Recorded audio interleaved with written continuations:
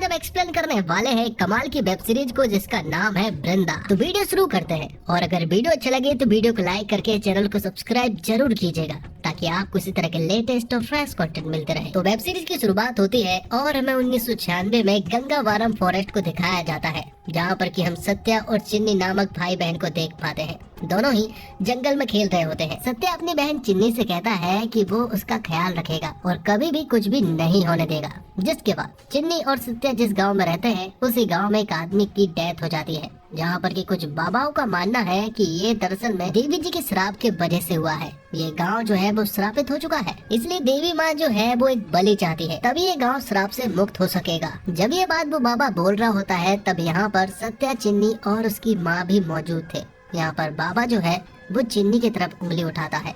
ये देखकर चिन्नी की माँ जो है वो पूरी तरह से हैरान रह चुकी थी और दुनिया में ऐसी कोई भी माँ नहीं होगी जो कि अपनी आंखों के सामने अपनी बेटी की बलि चढ़ते हुए देख ले। इसलिए वो बाबा के सामने रोती है, गिड़गिड़ाती है, लेकिन बाबा का डिसीजन जो है वो एकदम फाइनल था। रात को चिन्नी की बलि चढ़ने वाली थी, सारी तैयारियां हो चुकी थी और यहाँ पर सत्या की माँ ने भागने का प्लान कर लिया था। वो रात को सत्या और चिन्नी के साथ गांव से भागने की कोशिश करते हैं। यहाँ पर रास्ते में चिन्नी का एक खिलौना गिर जाता है, जिस वजह से सत्या उसे लेने के लिए दौड़ता है, लेकिन तब तक चिन्नी और उसकी माँ आगे निकल चुके थे और चिन्नी और उसकी माँ के पीछे गांव के लोग भी पड़ चुके थे। यहाँ पर उसकी माँ ने चिन्नी को एक ट्रक में डाल दिया था। ट्रक तो निकल चुका था, लेकिन गाँव वालों ने चिन्नी की माँ को पकड़ लिया था। वहाँ दूसरी तरफ सत्या जो है वो जंगल में रास्ता भूल गया था, जिस वजह से वो गांव के लोगों के हाथ नहीं लग पाया। अब आगे कहानी जो है वो प्रेजेंट में आती है, जहाँ पर कि हम वृंदा नाम की लड़की को देख पाते हैं जो कि हाल ही में एक बुरा सपना देखकर उठी है। दरअसल में वृंदा ही चिन्नी है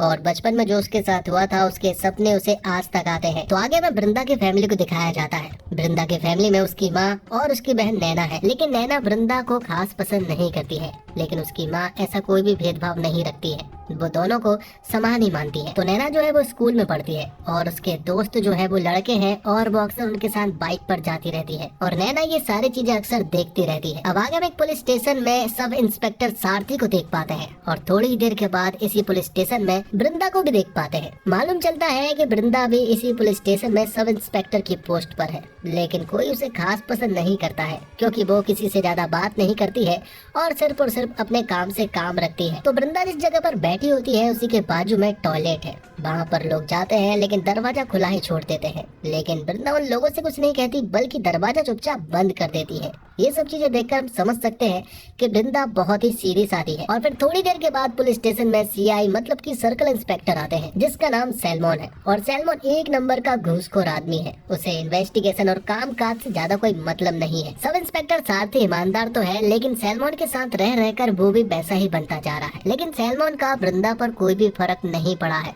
वो तो अपने काम से काम ही रखती है। हालांकि वृंदा नई ही इस पुलिस स्टेशन में अपॉइंट हुई है। जिसके बाद हम एक दूध वाले को देखते हैं जो कि एक लेक के बाजू में रुकता है और यहाँ पर उसे एक लाश दिखाई पड़ती है जो कि पानी में तैर रही होती है। तो वो तुरंत ही पुलिस वालों को बताता है। पुलिस वाले तुरंत ही यहाँ पर पहुँचते हैं और यहाँ पर सैलमोन को ऐसा लगता है कि जिस आदमी की जान गई है उसने यहाँ पर सुसाइड किया होगा। यहाँ पर फॉरेंसिक डिपार्टमेंट के कुछ डॉक्टर भी आ चुके थे और वो सैलमोन से कहते हैं कि इस आदमी को मरे लगभग 10 दिन से ज्यादा हो चुके हैं और यहीं पर कुछ मीडिया वाले भी थे और उन्हें रोकने का काम वृंदा को दिया गया था। वृंदा यहाँ पर जब उस डेड बॉडी को देखती है तो उसे मालूम चलता है कि इसने सुसाइड नहीं बल्कि इसका मर्डर किया गया है। जिस तरह से उसने घाव देखे हैं वृंदा समझ चुकी थी कि ये मर्डर है। अब रात को जब सारे पुलिस वाले खड़े होकर बात कर रहे होते हैं तब यहाँ पर वृंदा जो है वो सारे पुलिस वालों से कहती है कि ये सुसाइड नहीं बल्कि मर्डर है, क्योंकि उसने उस इंसान के शरीर पर कुछ घाव देखे हैं। तो बॉडी जो है वो फॉरेंसिक वालों के पास पहुँच जाती है,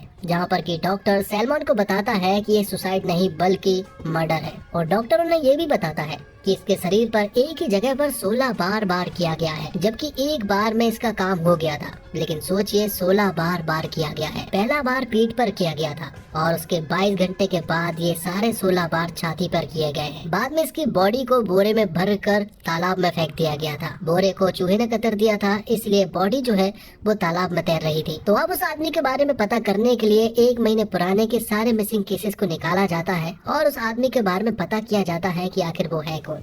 इसी बीच सारथी जो है वो वृंदा के पास जाता है और वो उन्हें बताता है कि आपने एकदम सच कहा था कि ये सुसाइड नहीं बल्कि मर्डर है 1 महीने के सारे मिसिंग केसेस को निकाला जा रहा है और आप भी इसमें ज्वाइन हो सकती हो।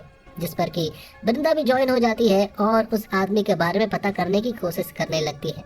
रात को जब सारथी घर जा रहा होता है तब वृंदा उसे फॉरेंसिक डिपार्टमेंट से जो रिपोर्ट मिली है वो रिपोर्ट अपने घर ले जाने के लिए कहती है, जिस पर सारथी भी मान जाता है और वो उसे रिपोर्ट दे देता है। तो रात भर वृंदा ने उस रिपोर्ट को ठीक से पढ़ा और अच्छे से समझने के बाद अगले दिन वो सारथी के पास आती है और वो उससे कहती है कि सारे मिसिंग केसेस को निकालने की जरूरत नहीं है, बल्कि रेलवे या फिर कोल माइंस में जो काम करने वाले गायब हुए हैं उन लोगों को ढूंढो, क्योंकि उसके नाखून में उसने थोड़ा कोयला देखा है और वो रिपोर्ट में भी मेंशन हुआ है। जिसके बाद सारथी और वृंदा मिलकर उसके बारे में पता करना शुरू कर देते हैं और फाइनली उन्हें उसके घर वाले भी मिल जाते हैं। मालूम चलता है कि इस आदमी का नाम तिलक है, जो कि काफी सज्जन टाइप का आदमी है और काफी सीधा साधा भी है, तो वो तो किसी से मारपीट करने की सोच भी नहीं सकता है। तभी यहाँ पर सैलमन आ जाता है। वो सारथी से कहता है कि उसके घर वाले मिल चुके हैं तो अब इस केस को क्लोज कर दो, क्योंकि सैलमन का मानना तो यही है, यहीं पर केस क्लोज हो जाना चाहिए। लेकिन वृंदा का इस केस को क्लोज करने का बिल्कुल भी मन नहीं है, क्योंकि इन्वेस्टिगेशन घर वालों को ढूंढने के लिए नहीं बल्कि किलर को ढूंढने के लिए की जानी चाहिए। अब रात होते ही वृंदा निकलती है उस स्पॉट को ढूंढने में जहाँ से इस बॉडी को फेंका गया था और उसे एक जगह पर एक पक्षी का पंख मिलता है। उस पक्षी के बारे में यहाँ पर वृंदा जो है वो चेक करना शुरू कर देती है और आखिर में हम उस किलर को देख पाते हैं जिसने कि ये मर्डर किया है। और यहाँ पर वो ढेर सारा खाना लेकर आता है, वो यहाँ पर खुद भी खाता है और अपने उस पक्षी को भी खिलाता है जिसका पंख हाल ही में वृंदा को मिला है। और यहाँ हमें एक बात और मालूम चलती है कि इसी आदमी के पास चिन्नी का वो खिलौना भी है जो कि उस दिन जंगल में गिर गया था।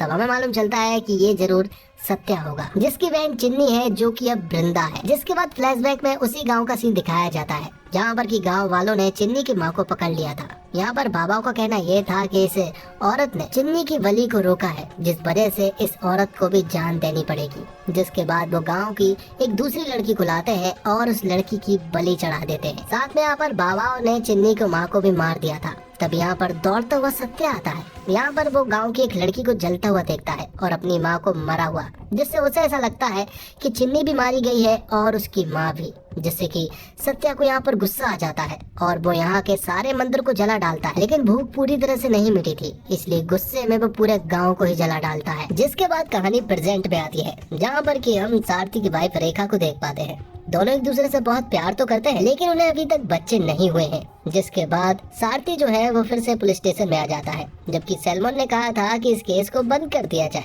लेकिन वृंदा कहाँ मानने वाली थी, वो तो इन्वेस्टिगेशन करने में लगी हुई थी। तो वृंदा फिर से एक बुरा सपना देखकर उठती है और वो अपने बचपन का सीन याद करती है, जहाँ पर कि हम इंस्पेक्टर रघु को देख पाते हैं, जिसे वृंदा जो है मतलब कि चिन्नी जो है वो एक ट्रक में मिली थी, जहाँ से रघु सर ने उसे बचा कर लेकर आए थे और अपनी बेटी के रूप में स्वीकार कर लिया था। अब यहाँ पर सारथी और वृंदा जब चाय पी रहे होते हैं तो सारथी वृंदा मैडम से कहता है कि आप बहुत सीधी और ईमानदार हैं, लेकिन सैलमन सर ऐसे नहीं है, वो काम को सीरियसली नहीं लेते हैं। तभी वृंदा की नजर पड़ती है चाय बेचने वाले आदमी पर, जो कि बिना देखे ही चाय के गिलास को बाल्टी में फेंक रहा होता है। ये देखकर वृंदा को कुछ याद आता है और वो तुरंत ही सारथी को बताता है कि जिस मर्डरर ने मर्डर किया है उसने एक ही जगह पर 16 बार किया है, मतलब कि उसने ये मर्डर पहली बार नहीं किया है, वो तो प्रोफेशनल है। इसलिए यहाँ पर वृंदा जो है वो इस तरह के केस के बारे में पता करने लगती है कि एक ही जगह पर अगर बार किए गए हैं तो ऐसे और भी केस होंगे, जिनके बारे में वृंदा पता करना शुरू कर देती है। तो आपको ऐसा लग रहा होगा कि वृंदा जो है वो इस केस को पर्सनली ले रही है, जबकि ऐसा नहीं है, क्योंकि वृंदा अपने काम को इसी ढंग से करती है। जिसके बाद जब वो पुलिस स्टेशन पहुंचती है तो उसे सैलमन दिखाई पड़ता है। सैलमन उससे कहता है कि मैंने इस केस को बंद करने को कहा था, लेकिन वृंदा ने उसकी बात नहीं मानी थी। वृंदा उसे कहती है कि मुझे एक लीड मिली है, लेकिन यहाँ पर सैलमन उसे चिल्लाते हुए कहता है कि उसे ये केस बंद करना होगा। जिसके बाद जब सैलमन टॉयलेट जाता है तो यहाँ पर वृंदा गुस्से में टॉयलेट का दरवाजा बंद कर देती है। थोड़ी देर के बाद जब सैलमन बाहर आता है तो वो वृंदा से कुछ कह तो नहीं पाता है, लेकिन वो उसे सबक जरूर सिखाएगा। अब रात को जॉगिंग करते वक्त यहाँ पर वृंदा को एक आइसक्रीम वाला दिखाई पड़ता है, जो कि पूरी तरह से टकला था, और उसे देखकर वृंदा को कुछ याद आता है। वो तुरंत ही अपने घर पर जाती है और उसने जो इन्वेस्टिगेशन की है उसके द्वारा उसे मालूम चलता है कि उस किलर ने 3 आदमियों को इसी तरह से मारा है। दरअसल में वो किलर जो है वो पहले इन आदमियों को टकला करता है और फिर वो किलर एक ही जगह पर बहुत बार करके इन्हें बेरहमी से मार देता है। उन्हें यहाँ पर एक बात मालूम चलती है कि ये दरअसल में एक सीरियल किलर का मामला है। तब ये बात वो सैलमन को बताते हैं और सैलमन तुरंत ही एसीपी के पास पहुंचता है जो भी एविडेंस मिले थे उनके द्वारा उन्हें मालूम चलता है कि ये एक सीरियल किलर है। अब क्योंकि एक बहुत बड़ा केस बन चुका था, इसलिए एसीपी इस केस को एसआईटी को सौंपते हैं, मतलब कि स्पेशल इन्वेस्टिगेशन टीम को। सैलमन यहाँ पर एसीपी सर से कहता है कि इस केस में सारथी ने भी उसकी बहुत मदद की है, इसलिए उसे भी एसआईटी में ज्वाइन करवा दिया जाता है। जबकि दोनों ने ही कुछ भी नहीं किया था, जबकि सब कुछ वृंदा ने किया था। इसके बावजूद उसे एसआईटी में ज्वाइन नहीं किया गया था। ये बात वृंदा को मालूम चलती है तो उसे कोई फर्क नहीं पड़ता है, पर उसे बुरा जरूर लगा था। भाई सारथी को प्रमोशन चाहिए था, इसलिए वो चुप था। जिसके बाद हम सत्या को देख पाते हैं, जो कि रात को एक आदमी की मदद लेता है, और मदद लेने के बहाने यहाँ पर सत्या जो है वो उस आदमी को एक रॉड से बुरी तरह से मारकर इंजर्ड कर देता है। उस आदमी का नाम अब्दुल होता है, और अब्दुल को सत्या जो है वो एक खुफिया जगह पर रस्सियों से बांध देता है। यहाँ पर वो उससे कहता है कि मुझे तेरी बस चाहिए है। दरअसल में अब्दुल जो है वो एक बस का ड्राइवर है। यहाँ पर सत्या उसे मारने से पहले उसका मुंडन करता है, जिसके बाद वो उसके फेस पर एक मास्क लगाता है, और फिर तुरंत ही वो उसके छाती पर कई बार वार करके उसे बेरहमी से मार डालता है। थोड़ी देर के बाद वो उसके पक्षी को बुलाता है, और उसका पक्षी जिस तरह से तिलक को उसने खाया था उसी तरह से उसने अब्दुल की बॉडी पर भी कई जगह पर निशान बना दिए थे। वहाँ दूसरी तरफ सारथी जो है वो एसीपी सर के पास जाता है, और वो उन्हें सब कुछ सच बता देता है। वो उनसे कहता है कि सैलमन सर ने कुछ भी नहीं किया है, इस केस पर सिर्फ और सिर्फ वृंदा ने काम किया है, और उसी ने इस केस के बारे में सब कुछ पता किया है। जिसके बाद एसीपी सर सैलमन के पास कॉल करते हैं और उनसे उन 3 विक्टिम के बारे में पूछते हैं, लेकिन सैलमन को तो कुछ भी नहीं पता है, क्योंकि सारे केस के बारे में तो वृंदा ने पता किया था। इसलिए उसे केस से निकाल दिया जाता है और वृंदा को इस केस पर रख लिया जाता है। सारथी तुरंत ही वृंदा के पास कॉल करके ये खबर बताता है। तो एसीपी ने एसआईटी की एक बहुत ही अच्छी टीम बनाई थी, जिसमें वो लोग इस केस को सॉल्व करने वाले थे। बहुत सारे इन्वेस्टिगेशन करने के बाद उन्हें मालूम चलता है कि ऐसा दरअसल में 9 सालों में 11 बार हो चुका है, और इसी तरह से मारा जा चुका है। जिसके बाद वृंदा और उसकी टीम जो है वो विक्टिम के परिवार से मिलते हैं, जहाँ पर उन्हें मालूम चलता है कि जो विक्टिम्स है वो एकदम सीधे साधे हैं, और उनका किसी भी गिरोह से कोई भी लिंक नहीं है, और विक्टिम के परिवार वालों को भी किसी के ऊपर शक नहीं है, तो उन्हें भी किलर के बारे में कुछ भी नहीं मालूम है। तो इस तरह से उन्हें कोई भी लीड नजर नहीं आ रही थी। जिसके बाद हम सत्या को देख पाते हैं, जो कि अब्दुल की बॉडी को एक बोरे में भरकर एक लेक के बाजू में ले जाता है, जहाँ पर वो उस बोरे को उस लेक में फेंक देता है, और एक डंडे की मदद से वो उस लेक के बीच में कर देता है। तभी यहाँ पर पुलिस आ जाती है, और पुलिस सत्या से पूछती है कि आखिर वो यहाँ पर क्या कर रहा है। जिस पर सत्या बताता है कि मैंने एक आदमी को मारकर बोरे में भरकर उसे इस लेक में फेंक दिया है।